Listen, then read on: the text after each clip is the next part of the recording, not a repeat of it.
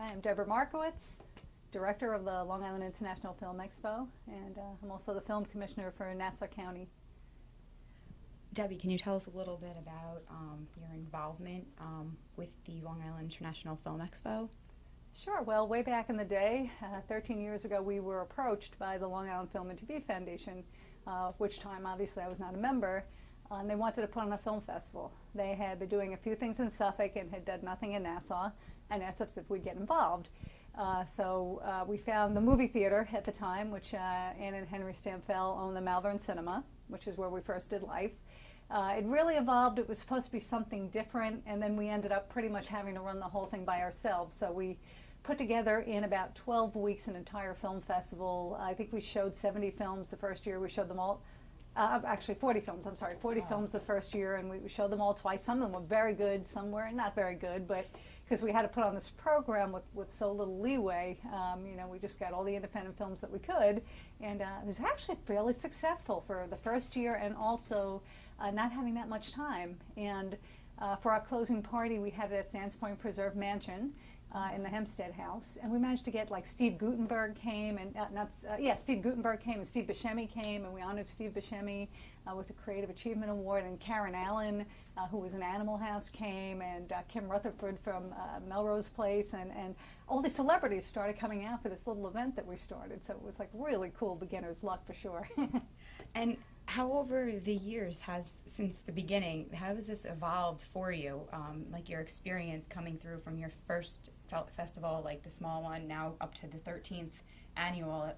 How is that kind of going through that experience, getting bigger and more exciting within each year? I don't know if you want to explain. Well, it has changed every year. I mean, I've noticed that whenever we get past this really tremendous amount of work, then we say, okay, well, that was good. Well, how can we do it better, and what can we do differently? And things just happen to change. We had it at the Malvern, I believe, for 6 years, and we pretty much were selling out several of the screenings, so we knew we needed to move to a bigger theater. And the great thing is that Ann and Henry also own the Bellmore movies, which is where the Long Island International Film Expo has been shown for the last, I guess, several years. And it has a stage, which is perfect for Q&A, and also the award ceremony. Yeah. It's right by the train station, which is amazing for filmmakers coming out from the city, and some actually even coming out from Suffolk. Also, we have the Filmmakers Lounge next door, which has been terrific for the filmmakers to hang out all week and network and make business deals and whatever else they need to do. Plus, it's 320 seats. So it's rare that we actually can sell out and actually have to turn people away. For the most part, we actually have a really good showing, and acoustics are amazing because they've got surround sound, so it really is the perfect venue for us. So in that aspect, the location itself is worked out quite well. Also, showing the films has changed. I mean, we've gone from, I think we've showed as many as 176 films, short and feature. We're actually trying to tone that down because every film is a tremendous amount of work. Dealing with the filmmakers and then the logistics of the film and collecting the film and judging the film, and it just, we brought it down to, I think, 156 this year, and we really like to bring it down a little bit more next year just to make it more manageable, because we keep getting bigger and bigger and bigger, and more panels and more films, and it's really, really exhausting. We want to do the best we can. As far as the evolution, I mean, the films have gotten amazing. Yeah. It used to be you could tell when films would come in, even if they used to submit them on VHSs, you could tell which ones were shot on film and which were video. Now, when you get DVDs, a lot of times it's very difficult to tell. Some of this very high-end video equipment makes the film look amazing. So we get a lot more commercial films. Okay. They're still independents, but maybe they've got $1 million, $3 million, $5 million budget, as well as the smaller films. So we really have the whole gamut of really good product. In terms of getting the films selected into the festival, what your involvement, your part in trying to select a film that will make it into the festival? It's amazing, and it's a nightmare at the same time. What is the process that you have to go through for yourself in order to... Well, you say we're dealing anywhere between 400 and 450 films in a given year, which is a tremendous amount. Yeah. It's putting away, first of all, the time to be able to watch all these films and then rate them adequately and then pass them from judge to judge to judge, which takes quite a bit of time and quite a bit of effort and dedication to be able to do this. But watching films, but when you find the gem, as much as you could pull your hair out sometimes because it's a story you've seen before, or it's something you've seen a million of, or it's another mob movie, or it's another this, or it's another 9/11 documentaries. We had so many, and they were wonderful, but we're now, all these years later, it has to be really a different take on it. And that doesn't mean that we don't get that. Occasionally we'll come up with such a new angle somebody will submit to us that's like, you know what? We can show this, this shows it from another angle. So it's trying to figure out not too much of the same thing, trying to put the films together that fit together, trying to put enough spark in a film block so that, this might not be the kind of film somebody's necessarily going to see, but they will get basically introduced to a different kind of film, which is what we want to do. Easier to do that with shorts than features. Features, they tend to go there for the feature and then see the shorts as well. Trying to get the filmmakers in, you always want the filmmakers there for Q&A, so local films, that's easier, but we've had filmmakers come in from all over the world, so that's kind of exciting as well. But it's a tremendous amount of work, from logging them in to sending them to somebody else and logging them out and in again and back again, and it's like She mentioned Annie and Henry, so those are two of your crew. How do you work with, and who do you work with to make this event possible? Yeah, well, we really had an explosion of great stuff this year. I mean, Ann and Henry, we've always just put in hours upon hours, and in fact, I kid around with Ann and say, well, you're one of the friends I see the most, because when we work on the film festival, we're pretty much glued together. We're on the phone 5-10 times a day sometimes. It really works well. Like Henry is very technical because he had been a filmmaker, so he helps us see things maybe we wouldn't notice otherwise. And then when John Marine got involved, it helped us out so much, because then besides doing winners clips, we actually now do winners and nominee clips, so everybody can see clips of the different films. He also makes that winner and nominee certificates, so that even if your film is picked as one of the 8%, which you figure 400 films submitted, 156 chosen, and then you get down to 18 actually win. If there's people that are nominated in the category, they still get recognized. So John designs all the graphics for that, and we're able to give them a certificate, which is, it's an achievement for them to have that. And then there's also the way the ceremony is now. Used to be Henry would put together, a clip for each of the winning films. Now I don't know who the winner is until pretty much the night before. So John puts together nominee reel. So we've got the 7 or 8 nominees, or however many. We watch that, and at the end, it's, the envelope is opened up like, the Academy Awards and the winners. And you don't know that. Yeah, you don't know. That's exciting. Yeah, so then John has also been filming all of the film festival as much as humanly possible.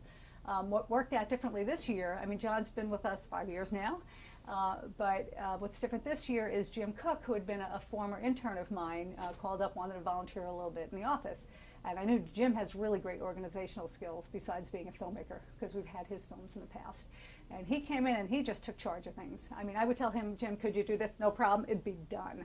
Or I'm trying to track somebody down and I don't have time to expend on it. Jim, could you? And he's on him, and it gets done. And he's just been really terrific for, with all of this. And then also ran into Donna Sirianni, who I had met several months before that, and when we decided we wanted to do real life, I contacted her and say, okay, we can use a spokesperson, or somebody who can, do the interviews. Would you be, would love to get you in front of, the camera, because she had done an independent music show, and so that worked out well. And then I met this woman named Cheryl Martin, who actually came to help out in the office, and was amazing with getting every raffle prize in the world, and winners prizes, and goodie bag things, and food, and I mean, getting sponsorships, and just huge for us. And I knew that Cheryl, can I say that this is Cheryl? But anyway, knew that also you wanted some on-camera experience. So we got you to do some of the co-hosting for the show, and interviewing the filmmakers, which was wonderful. And your dress was a huge hit at the closing party, and really very exciting to get all the different people involved. John Lazaro also, John had films in the past, and he'd submitted films. Some got in, some didn't get in. He really wanted to get involved with the film festival, so we had him, again, we had him doing some judging. We also had him basically checking out all the films, making sure we had everything, and he was very helpful with that. And he submitted a film this year, and we were so happy. It was a great film called Hindsight, very good documentary. He ended up winning. And he was so in shock. He was like so excited, and it was all judges and audience ballot. So a lot of people didn't even know John, and still gave it a really high score. So that was terrific. So the people we've worked with this year have been amazing. That's great. How about now, you go through the festival, you have these people that are able to help you out through the 10 days of this past festival, but on top of that, you're also running the Nassau County Film Commission. Oh, yes. So how do you manage to run the Nassau County Film Commission and have the expo? Like, what's the connection between the two? Well, first of all, the way you manage to run both is very little free time and very little sleep, for that matter. But the film office is basically my day job. That's what I did first. I've been doing that for 22 years. Help with locations for movies and commercials and feature films, independent films, music videos, television shows. The office has been so busy.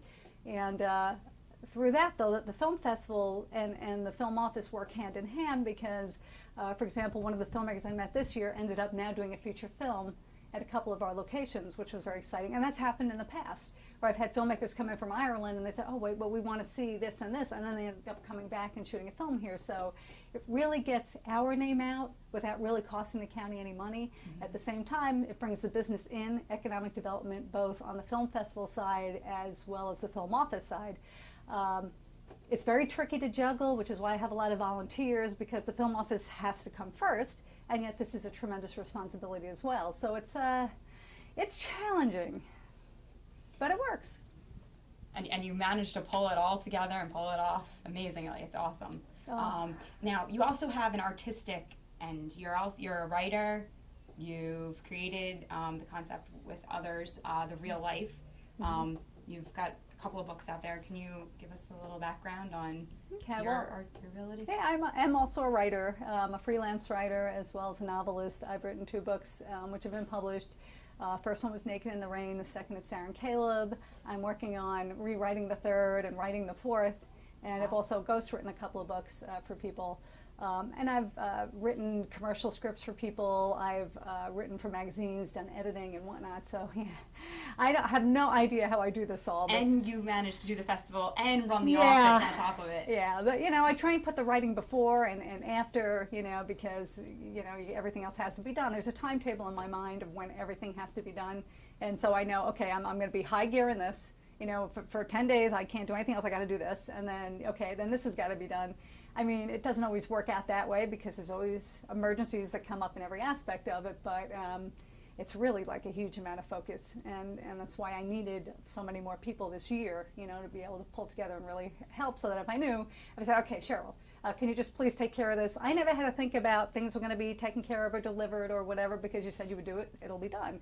Same thing with Jim. If I tell Jim, okay, can you do this, this, and that, he's on it. I don't even need to think about it again because he's taking care of it. And, we all have our things, and Ann and Henry and me and John that, are there together. And I started working on pretty much almost a 20-page to-do list of everything that everybody needs to do. And then, I'll probably make Jim the watchdog on this. He doesn't know it yet. But and know that, okay, who has to do what? Oh, have they done it yet? And if he can even follow up and check on this stuff and whatnot. And like I said to him once, talking about the film festival, depending on if he starts shooting a movie, obviously he needs to pay attention to that. But the film festival is always something you can do besides what you do. Mm-hmm. It's always, people love it, they don't do it. We're all volunteer as far as the film festival goes. Yeah. I mean, the film office is my 9 to 5. But the film festival, I put so many more hours in at night and on the weekend, and no matter where I go, I can't even imagine not being involved with it. But it's finding the right people, and I'm so lucky this year that I found so many, because that's kind of difficult. I did want to ask about the Long Island Film Connection meetings that you have, that involve, can you sure. a little bit about that for local? Well, the Long Island Film and TV Foundation is a 501c3 not-for-profit group. I'm on the board, an ex officio member. Henry is a member. Ann is an advisor. John is an advisor.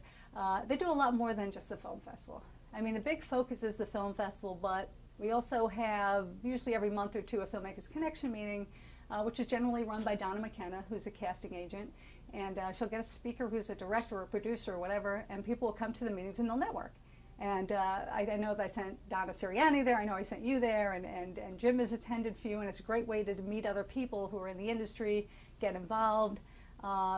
The foundation also puts together a finishing fund grant for filmmakers. So depending on how much they're able to get in sponsorships and whatever, they give away 2 or 3 of those a year to a film that's shot at least partially on Long Island. So they do that. They have sometimes a mini fest, which is you have to come up with a 5-minute film. The audience judges on it that day. 3 winners are chosen, and I think the winner gets automatic entry into the film festival. So there's really a lot of other things that the foundation does. That's a great outlet for local filmmakers that are trying to get themselves into absolutely. such a film festival as the Right. Long Island International. Yeah, when people ask me how do I get a start, I almost automatically send them there. You know, and I also, you know, if there's acting jobs that come up, I'll like put them on my blog. So it's so hard to get the website updated so quickly. Sometimes a film job comes through, it's filled 2 days later. So I also will put things on my blog, Markowitz.com. Okay. And then, well, that's my website, and the blog you can find through there. But then whenever I find out a location needed for a film, and locations have to be in Nassau because I'm the Nassau County Film Commissioner, but, you know, they look for locations for very big movies, and the homeowner can make a nice amount of money on that, depending on the project. So I'll put that up there. I'll put any acting jobs I find out about, and also information on the film festival. It's coming up. Submissions are being accepted. Finishing fund grant is available. I mean, so there's always things that people can find there that I can update at a moment's notice. So, you know, so much now. Social media has been amazing getting the word out. And is there anything else that you'd like to add or tell us about yourself? No. All right. Thank you very much.